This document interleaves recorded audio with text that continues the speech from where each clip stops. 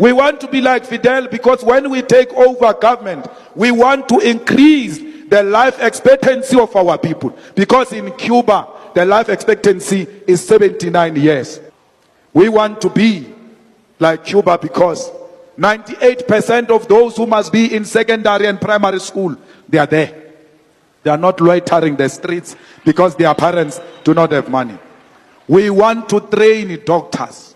We want to produce doctors and supply the whole of African continent. Where did you learn that? We learned that from Cuba. We saw in Cuba that it is possible to supply the world with doctors.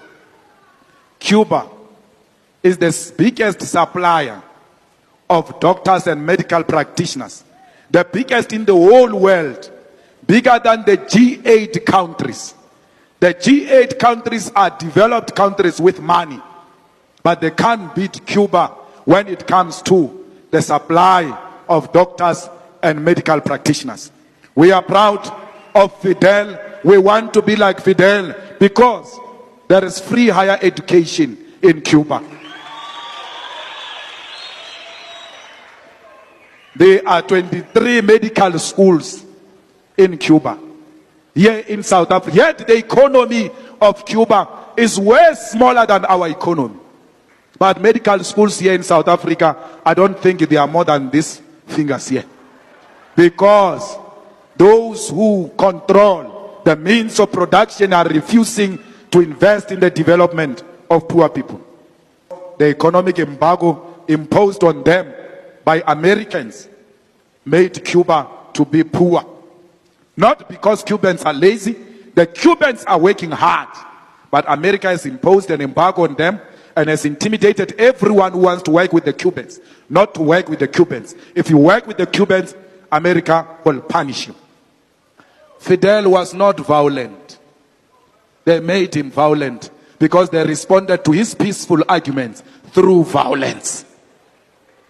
When you respond to peaceful demands through violence, you leave us with no option but to respond to violence with violence, like Fidel did, responded violence with violence.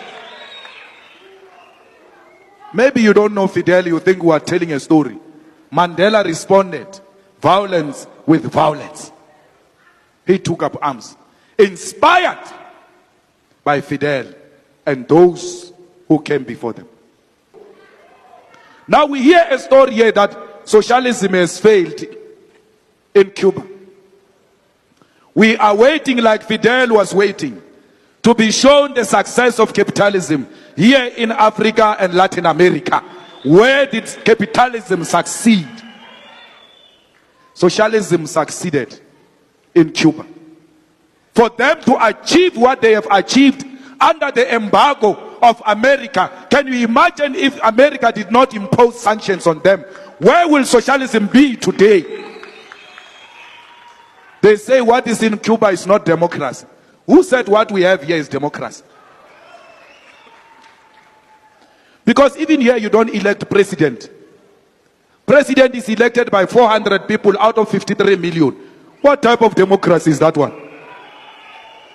Hey, there's no democracy in Cuba.